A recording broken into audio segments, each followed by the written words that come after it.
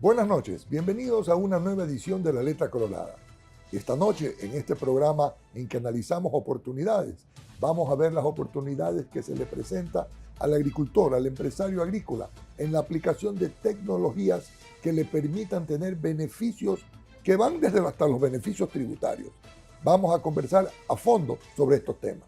Para eso nos acompaña el programa de esta noche el ingeniero Leonidas Estrada, presidente de Agroban y además experto en la aplicación de tecnología en la agricultura. Les invitamos a que nos sigan en nuestras redes sociales, @laletracolorada en Instagram, en TikTok y en YouTube. A continuación, el contexto noticioso del programa de hoy.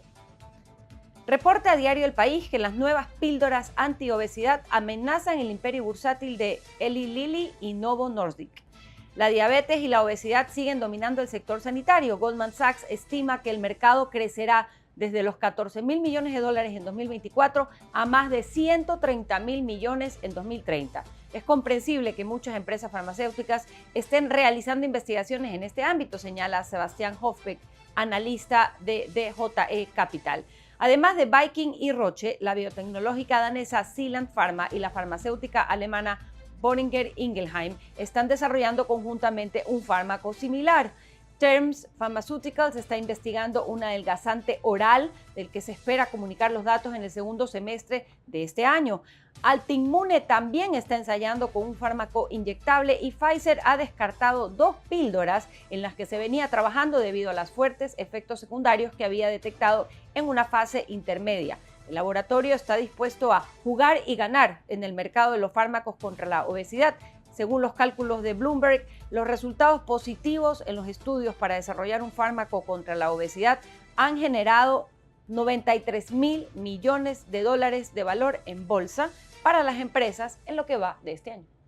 Un muy importante desarrollo en la medicina, porque no solamente es que previene una enfermedad como la obesidad, la diabetes, y lo que se ahorra también en la salud pública preveniendo estas dos enfermedades.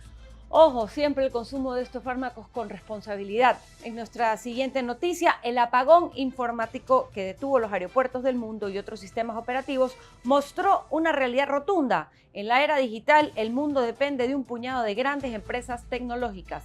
El mundo en manos de 4 gigantes. Si alguna de ellas cae, el sistema se viene abajo. Microsoft es uno de los eslabones claves del sistema, tal y como quedó claro la semana pasada. Pero este no es el único. Alphabet, empresa matriz de Google, Amazon y Apple, completan el Olimpo de los que podríamos llamar las empresas tecnológicas sistémicas. Sin ellas, no podríamos usar ninguno de nuestros dispositivos, ya sean particulares o profesionales. Estos 4 gigantes, que son también las mayores empresas del mundo por capitalización bursátil, con permiso del fabricante de chips Nvidia en tercera posición, controlan 2 cuellos de botella críticos para que todo funcione. Los sistemas operativos, es decir, el programa de base que permite manejar estos programas, como por ejemplo un antivirus, y la computación en la nube, la infraestructura física en la que se almacenan y computan los datos que subimos a Internet. La promesa original de Internet fue la descentralización. En los primeros años de la red, los usuarios tenían una gran autonomía. El intercambio de contenidos fluía, colisionando en ocasiones con los derechos de autoría, pero poco a poco el espectro de posibilidades se fue cerrando y hace ya años que la mayoría de usuarios entran a Internet a través de aplicaciones privadas, normalmente redes sociales, léase YouTube, Amazon o TikTok. Estas no solo ofrecen entretenimiento, cada vez se usan más como buscadores. En ese sentido, Microsoft domina con mano de hierro el mercado de los sistemas operativos para ordenadores, está presente en el 72,8% de las máquinas. La vía a la descentralización del Internet es apostar por sistemas operativos abiertos como Linux, a lo que ya se está haciendo en algunos países, y además desarrollar software propio alojado en servidores locales. La realidad es que por ahora seguimos dependiendo de estos grandes y el futuro de la regulación en el sentido del Internet de las cosas. Muy importante esta regulación porque no podemos seguir en manos de un monopolio como el 76% o de un oligopolio que tiene el 100%. De lo contrario, ellos manejan el mundo. El día que quieran apagar el switch, lo apagaron. Bueno, no se ve un cambio en el horizonte cercano, así que seguiremos cruzando los dedos de que los cuatro gigantes se pongan de acuerdo y que el negocio esté bueno. En la última noticia de esta noche, crisis en Venezuela. El régimen de Maduro intenta robar la elección presidencial. Las protestas populares marcan las jornadas post-declaración de resultados por parte del CNE venezolano y la comunidad internacional presiona de una forma sin precedentes para que el régimen publique de manera transparente los resultados reales de la elección del 28 de julio. Esta noticia está en desarrollo mientras transcurre la grabación de este programa. Esta noticia tiene un impacto terrible en el concepto de la democracia. La democracia no es solo votar cuando el control electoral lo tiene una dictadura. Y eso es verdaderamente una realidad. Segundo, va a tener impacto directo en todo lo que es nuestra región. Y está en juego muchos temas de geopolítica y de influencia en instalar esos modelos en otros países de América Latina. Lo que muchos analistas denominan el efecto espejo. El efecto espejo de lo que sucede en Venezuela, profundícelo, indáguelo y adviértalo porque se nos puede colar en el café y en el pan de la mañana. Con esto nos vamos a nuestro próximo segmento donde conversaremos con el invitado, el ingeniero Leonidas Estrada. Ya volvemos.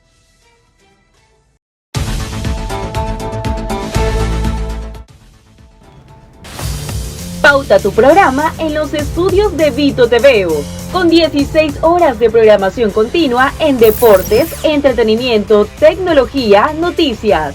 Con la mayor plataforma digital del país y toda su infraestructura para llevar a otro nivel tus producciones. Ofrecemos nuestro servicio de alquiler de estudios, cámaras profesionales, switches, luces, escenografías. Te proporcionamos todo para que tu programa, streaming o podcast alcance el máximo nivel en ventas y llegue a miles de seguidores con publicaciones en nuestras plataformas de Instagram. Y el alcance a nivel nacional en TV con nuestros canales en Extreme, 709 High Definition y 15 en SD. Ven y conviértete en tendencia con la marca más exitosa en el mundo de la comunicación en Ecuador, Vito TVO.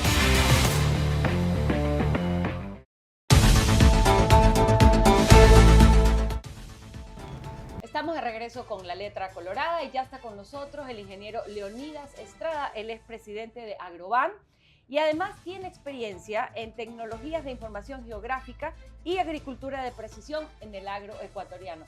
Leonidas, qué gusto estar aquí contigo.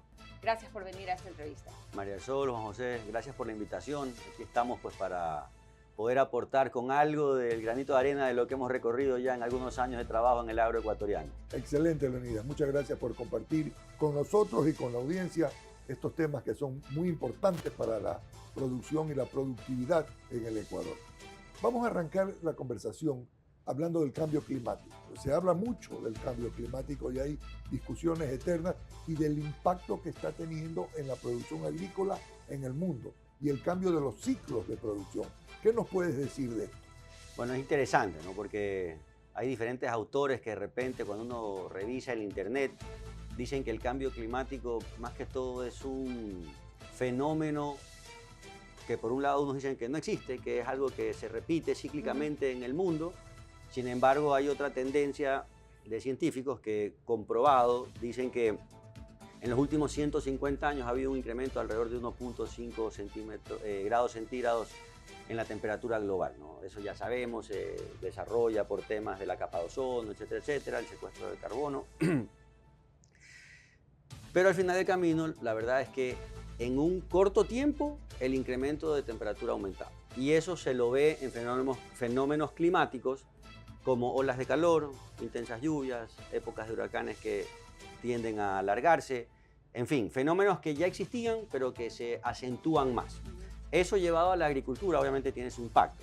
El clima, si bien es cierto, es algo que uno no maneja, trata de convivir con él y dentro de lo posible, por la implementación de nuevas tecnologías, hoy por hoy algo se puede pronosticar con mayor probabilidad de que el evento suceda, de tal suerte que el agricultor pueda tomar las medidas de prevención para estos fenómenos que vayan a llegar. Ventajosamente en el Ecuador Tendríamos por ahí el famoso fenómeno del Niño, que el año pasado estuvo presente, pero no se presentó como normalmente se acostumbra, es decir, con intensas lluvias, más allá de la zona de la vía a la costa, península Guayas y Santa Elena, donde sí efectivamente llovió hasta 3 veces más.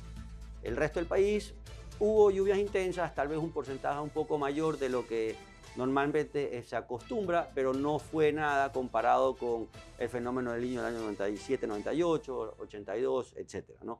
Y por otro lado, ciertos cambios climáticos, yo me voy a referir un poco más a la parte de banano, que es en la que nos estamos desarrollando últimamente, donde las temperaturas, por ejemplo, en el año, si no me equivoco, fue del 2022-2023, tendieron a ser un poquito más elevadas de normal, lo cual a veces repercute de manera positiva porque el metabolismo de las plantas se acelera, la productividad aumenta, pero cuando hay, por consiguiente, condiciones, digamos, que no nos facilitan el manejo de la plantación, como en el invierno, el calor favorece el desarrollo del hongo de la cigatoca y demás, pues obviamente eso también repercute de manera negativa, ¿no? Pero, digamos, hablando del ciclo de producción, que es como que está dentro de este tema, antes de ir al otro, no termina por cambiar el ciclo, cambiar los ciclos de producción. Si los ciclos de producción simplemente se acentúan o tienen diferentes variantes, por ejemplo, tú mencionas el tema del fenómeno del Niño, estuvo presente, pero creo que más estuvo presente en los medios, en la conversación y en el pánico generalizado de que nos íbamos a inundar y cosas que no terminaron de pasar, pero ¿afecta? O sea, ¿terminó por afectar de manera considerable el ciclo de producción o pasó? Te diría que en banano realmente, más allá de la zona que les mencioné de la vía de la costa, que casi todos los bananeros se quemaron con cigatoca, mayormente fue un año un poco más intenso, pero no tan drástico como uno hubiera esperado. Ajá. Entonces sí, es verdad, coincido contigo, fue una mayor expectativa creada por los medios. Lastimosamente, este tema de los pronósticos climáticos, que sí funcionan en cortos plazos. Es decir, mi probabilidad de predecir el clima en una menor cantidad de días es mayor que cada vez que yo me alargo. Entonces, yo te puedo pronosticar el día, bueno, yo no, pero los expertos climatológicos te lo pueden pronosticar en 10 días, 15 días exactamente. De ahí en adelante, la probabilidad cada vez va disminuyendo. ¿Ya? Entonces, esa es una realidad para confirmar. Ahora, lo que sí se dio, por ejemplo, el año pasado, es que se prolongaban o se corrían las curvas de producción por el efecto climático. Por ejemplo, en Ecuador, ventajosamente, nosotros tenemos coincidentemente la curva de producción más alta al inicio del año, que coincide con la curva alta de los precios a nivel mundial, ideal. Luego decae, viene el frío del verano, la curva cae. Por ejemplo, en otros cultivos como en cacao es al revés. La curva de producción en el invierno es más baja y en el verano tiende a subir. Entonces, lo que ha ocurrido es que esas curvas se han alargado en el tiempo, ¿ya? Entonces, ya no son tantos picos, sino que se atenúan y se alargan en el tiempo y vuelven a caer. Son más uniformes. Exacto, ¿ya? Entonces, eso es lo que ha sucedido en ese año. Vamos a ver este año qué pasa, en donde este verano ya entró más frío, como normalmente debería de ser. Y ahora se habla de que nos viene la niña. Exacto, época de sequía, ya fue el invierno de la niña, pero estamos en las mismas, bueno, No, hay que pues ver. lo que tenemos es una guerra de nervios, perdón, me disculpan, pero es que es una guerra de nervios lo que hay. Ahora, tú mencionas la cigatoca Sí. y los sistemas de controles de plagas, y hablábamos en tu presentación sobre tu especialidad sobre estos temas de georreferenciación. Cuéntanos un poquito cómo se maneja esto en estos ciclos más uniformes o con menos picos, cómo se trabaja la prevención de plagas y cómo afecta el tema de la tecnología, que es el tema de que hablamos hoy día, tecnología, agricultura, plagas, cambio climático. Ok, tal vez voy a ir un poquito más atrás. En el concepto de manejo de agricultura, hace algunos años se desarrolló un tema que se llama agricultura de precisión, que no es otra cosa que levantar información de manera precisa del campo, de tal suerte que yo pueda darle a cada área de la finca lo que necesita.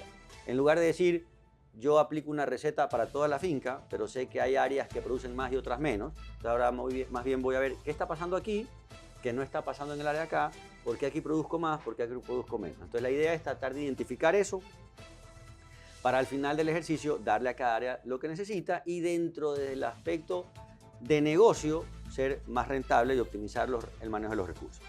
Ok, entonces, para hacer esto, que es un tema conceptual, se han desarrollado muchísimas herramientas, conceptos, tecnologías y demás. Entonces, una de ellas son todo lo que son las tecnologías de información geográfica, que me permiten georreferenciar o ubicar de mejor manera la información que yo levanto en el campo. Y esto me permite aplicar, por ejemplo, una ciencia que se llama geoestadística, que ya me permite entender o predecir cómo va a ser el comportamiento o la tendencia de movimiento de una determinada plaga, por decirlo de alguna manera. Entonces, de esa manera se lo empieza a trabajar. Entonces, una vez que yo levanto la información, implementando diferentes equipos que se instalan en campo, que me sirven para lectura de la información en el campo, sea un técnico que lo maneja, desde el celular con las nuevas apps que se le incorporan. Drones. También, entonces uno va utilizando diferentes herramientas, drones, diferentes artefactos, equipos que se utiliza, sensores, etc. Entonces levanto información. Mientras mayor información levanto, mayor cantidad de información tengo para analizar y en teoría debería tener una mejor probabilidad de que la decisión que voy a tomar es la correcta, ¿no? Entonces ahí entra... O sea, en teoría podrías predecir mejor el comportamiento de lo que estás evaluando. En teoría, ¿no? Pero todo depende de cómo analizo la información, que eso es la otra cara de la moneda. Qué tan preparada está la gente que recibe la información y la analiza. Muchas veces yo puedo generar muchísima información, pero al final del camino hay gente que se enfoca en 2 o 3 variables y se maneja con esas variables y a las demás no les para bola y no está aprovechando todo lo que está levantando información. Y este es el famoso Internet de las cosas que se hablaba hace unos 10, 15 años, en donde yo tengo todo conectado, trato de levantar toda la información, me llega la información a un computador central, lo analizamos a diferentes apps y uno empieza a tomar Claro, pero decisiones. la contraparte es un decodificador adecuado de toda esa información, porque si no hay alguien que lo decodifique en su integridad, pues ya los elementos se quedan por fuera del análisis. Correcto, y ahora que está la famosa inteligencia artificial, entonces ya hay los famosos algoritmos, entonces cada vez que yo veo algo, me empiezan a, así como en las redes sociales me empiezan a salir más veces, ya acá es lo mismo, ¿no? Empiezan a especializarse los modelos de aprendizaje, machine learning, el famoso aprendizaje de las máquinas, pues, con la mayor cantidad de información. La inteligencia artificial generativa. Correcto. Por ejemplo, hay un modelo desarrollado en el Ecuador por un técnico ecuatoriano y otro colombiano para predecir la cigatoca. Entonces, por ejemplo, esto funciona. Información climática satelital, información climática in situ, es decir, con la estación meteorológica, más la información que mide el técnico fitosanitario en el levantamiento de campo. Entonces este modelo, conforme van levantando la información, va diciendo, a ver, el clima estuvo de tal manera, a nivel clima satelital. En esa finca, esas condiciones se acentuaron hacia más seco, hacia más húmedo, etc. Y así se comportó la cigatoca, o sea, con la lectura que fue teniendo el técnico. Entonces, este tipo de cosas hace que el comportamiento empiece a desarrollarse y el sistema empieza a interpretar. Entonces se da cuenta que cuando las variables climáticas cambian, que eso ya lo sabemos, que afecta a la cigatoca, la enfermedad se me incrementa, se me disminuye y obviamente está el control humano cuando hace las aplicaciones de fungicida para cortar ese desarrollo. Pero lo interesante es cómo ya el modelo me lo permite identificar. Entonces, yo como productor, utilizando este sistema, puedo decir, ok, me adelanto 1 o me atraso 2 o 3 días en el ciclo de aplicación. Ese 1 o 2 días llevado al final del año puede ser 1 o 2 ciclos. Claro. Y eso es dinero, así es. Plata por hectárea, definitivamente. Correcto. Lo mismo que te viene también en el uso de otros insumos, como por ejemplo fertilización o agua. Correcto. Porque el nivel de campo, el nivel friático son distintos en distintas zonas. Así es, hay unos sensores, por ejemplo, que se llaman tensiómetros. Normalmente uno va, los deja instalados en el campo y conforme pasa leyéndolos de vez en cuando. Es como muy parecido a las personas, o sea, la Totalmente. crisis, el tensiómetro. Todo, ya. todo. Aquí hay que, esto es como igualito que la medicina. Sí. Aquí no, usted no me va a decir, es que me duele la cabeza, tómese una aspirina. Me duele la barriga, tómese una aspirina. Me duele tal cosa, no. El doctor viene, hace el diagnóstico. A ver, ¿qué hizo ayer? ¿Por qué le duele la cabeza? No, eso es una mala dormida. Vaya a dormir y se le va a pasar. ¿Ya? Entonces no solamente dar la medicina por darla. Entonces, En este caso, hay sensores, por ejemplo, que hoy por hoy ya están nuevamente conectados por el tema de Internet de las Cosas, con un chip de teléfono. Entonces ya me está leyendo constantemente cómo está la capacidad de uso de agua en el suelo. La famosa... Evaporación. Capacidad de campo. Capacidad de campo. O punto de marchitez permanente, ¿no? Que son factores en que se manejan. Entonces, lo va leyendo, entonces... Yo como productor digo, tengo que regar todos los días 1 hora todos los lotes de mi finca. Sin embargo, esta lectura me dice, no señor, en este lote usted tiene un suelo más arcilloso que retiene más humedad, riegue solamente 30 minutos.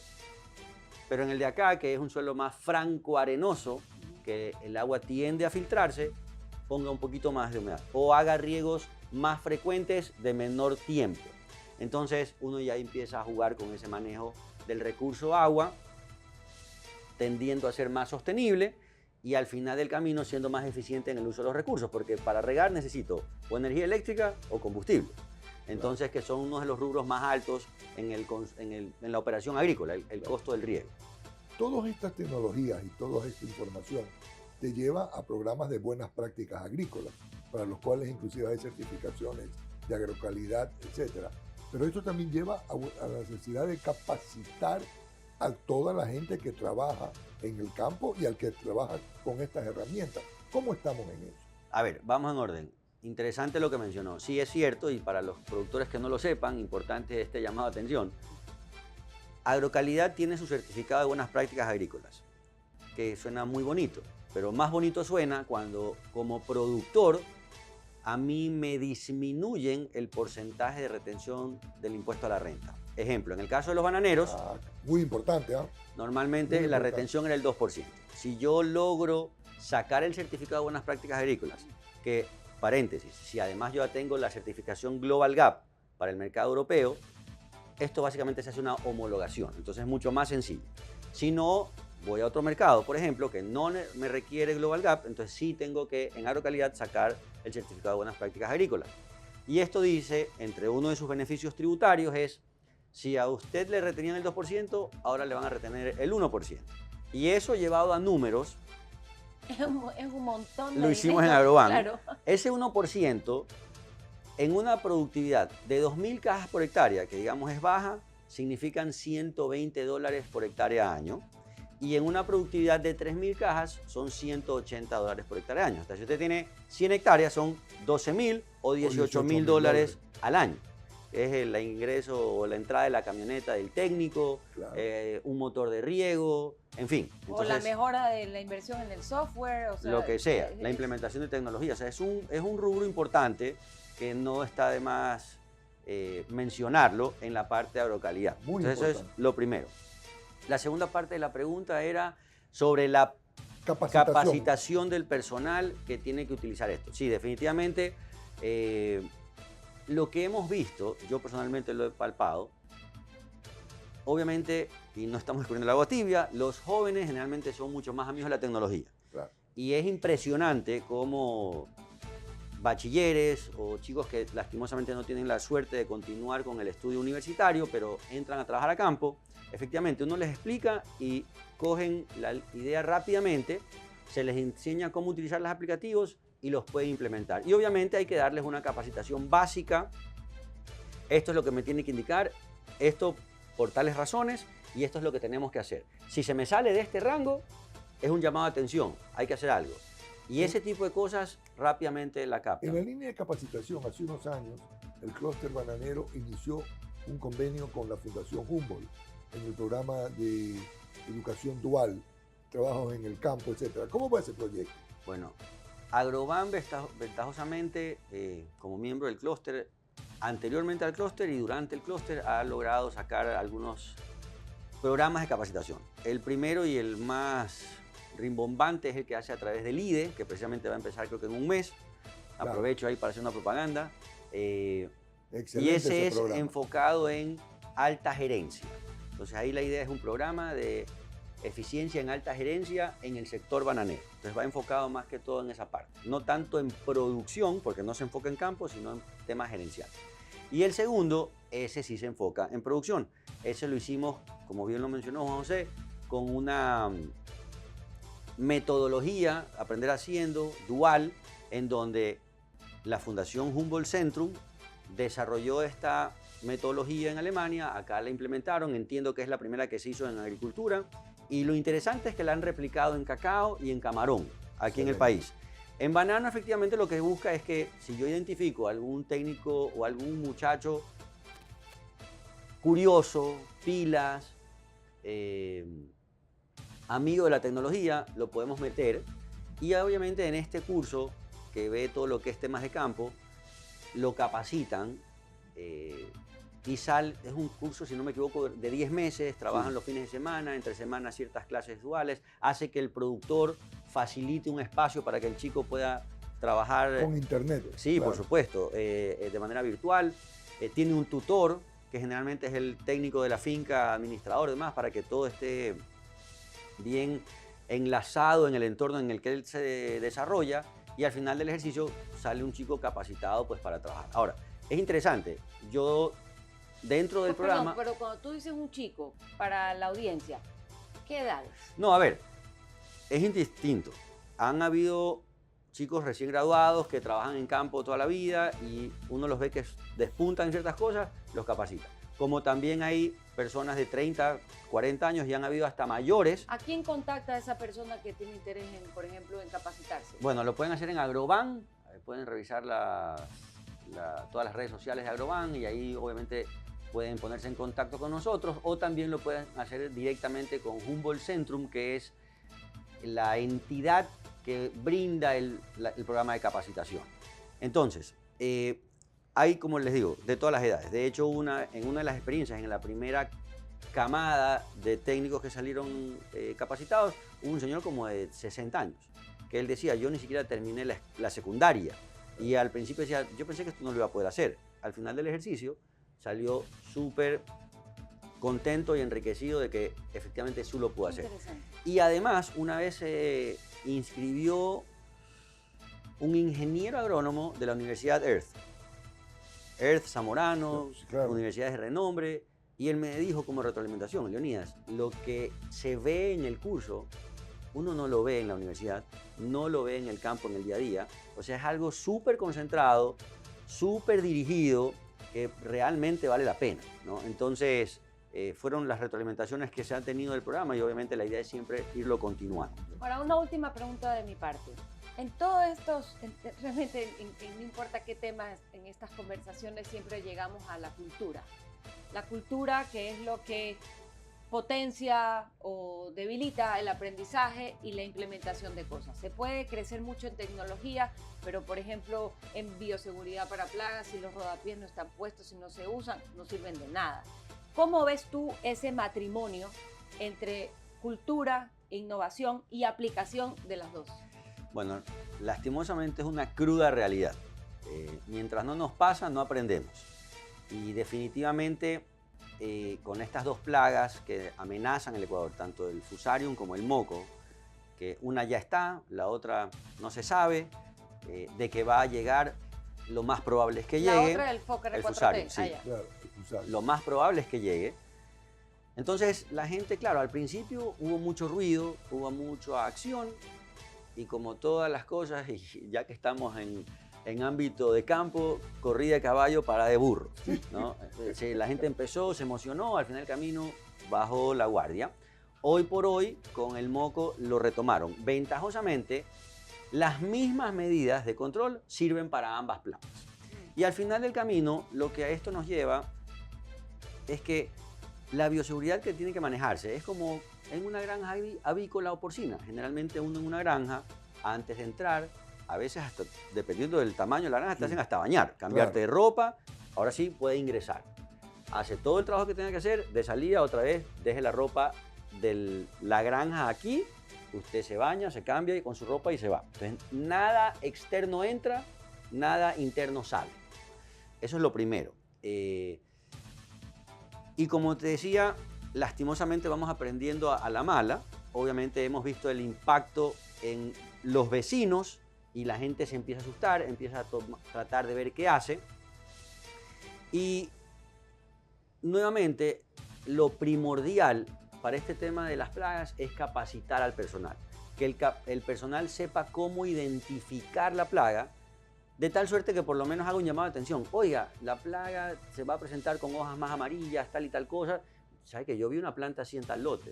¿Cómo? Entonces vamos con el equipo especializado y se toman las medidas del caso, ¿ya? Entonces sí, siempre el tema cultura versus las realidades son un tropiezo. Un camino de mejora. Sí, es un tropiezo inicialmente y hay que irlo combatiendo, empoderando para que la gente se vaya dando cuenta que hay que prevenir y no esperar que pasen las cosas para corregir. Porque en este caso, muchas veces esa corrección ya es a destiempo y toca renovar y el costo es mucho más alto que la prevención que uno pudo haber hecho con una buena capacitación y una implementación de medidas de control importantes. Leonidas, este programa se llama La Letra Colorada, que significa la letra chiquita, la que está en el contrato, la que nadie lee, o en la guía, en el Bill of Lading, que nadie lee, a donde hay amenazas y oportunidades. ¿Cuál sería tu recomendación para aquellos agricultores, emprendedores que están viendo este programa? ¿Cuál es la letra colorada en la aplicación de la tecnología a la producción agrícola? Bueno, en lo que hemos recorrido, para mí al final del camino, ustedes van a encontrar un sinnúmero de opciones, un abanico enorme de opciones, de herramientas tecnológicas que se pueden aplicar. Lo que realmente importa es que sean prácticas y que su relación beneficio-costo al final del camino nos lleve a la rentabilidad. Yo me puedo llenar de muchísima tecnología, pero me puede costar mucho y realmente al final del camino no tengo tanto beneficio. Preferible enfoquémonos en aquellas tecnologías o herramientas que definitivamente el costo de implementación realmente me deje un beneficio importante en los réditos económicos o en los réditos de productividad del cultivo. Y ese es el secreto, es encontrar esa tecnología que al final del camino nos permite avanzar. Porque de lo contrario, como les digo, nos llenamos de 10.000 cosas porque, yo quiero el teléfono más chévere, el más moderno. Sí, pero tú lo usas para hablar por teléfono, no lo usas para nada más. Claro. Y eso aquí le voy a ir dando, generalmente pasa con la gente mayor, ¿no? Es que tal teléfono es el más lindo, cómpremelo a mí. Pero, papá, si usted solamente lo usa para hablar por teléfono. Utilidad. Exacto, utilidad. Exacto. O cómprele el Nokia nomás, que igual no se lo roban. La palabra clave sería utilidad. Muy bien. Muchísimas gracias, Leonidas. No, por favor, a ustedes encantado. Ya te invitaremos otra vez para profundizar en la utilidad de la tecnología implementada. Con esto nos vamos a un corte y volvemos con nuestro segmento de conclusión. Muchísimas gracias.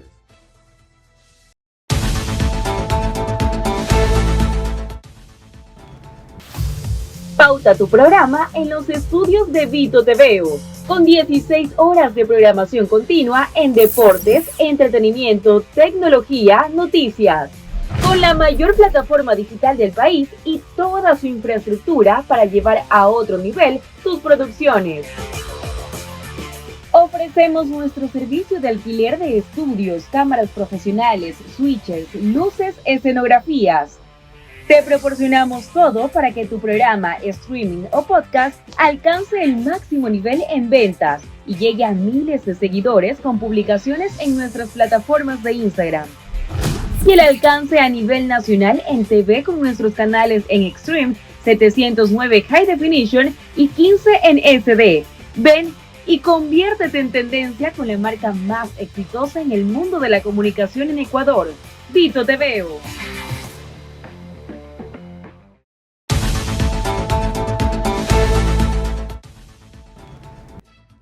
Estamos de regreso con nuestro segmento de conclusiones aquí en La Letra Colorada. Quiero resaltar lo dicho por nuestro invitado Leonidas Estrada acerca de la utilidad, el principio de utilidad. Para implementar tecnología en agricultura, como en tantos otros aspectos, no es necesario llenarse de herramientas y esto puede alejar incluso la implementación de la tecnología pensando que son demasiados costos que no se pueden admitir en la ecuación del negocio. Es importante llenar, atraer, implementar la suficiente tecnología que procure la utilidad que estamos buscando. No es necesario llenarnos de cosas inservibles. Esa utilidad es supremamente medible. Por ejemplo, nos ha explicado Leonidas el beneficio tributario que tiene si usted saca un certificado de buenas prácticas agrícolas de agrocalidad. Ahorra el 50% del impuesto, por ejemplo, en la producción de una caja de banano. pero también ahorra recursos naturales para la humanidad. Puede utilizar mejor el agua, puede utilizar mucho mejor los ingredientes de fertilizante y nutritivos de la plantación. Entonces, hay que tener la cultura, la formación, la educación de tener una agricultura de precisión aplicando tecnologías útiles. Con esto nos despedimos esta noche. Confío en que este programa haya sido de su interés. Muchísimos temas a profundizar, a indagar. El camino de la implementación de la tecnología, así como el de la mejora continua, no se acaba nunca. Esperamos que nos sigan en nuestras redes sociales también, @laletracolorada, en Instagram, en TikTok y en YouTube. Muy buenas noches.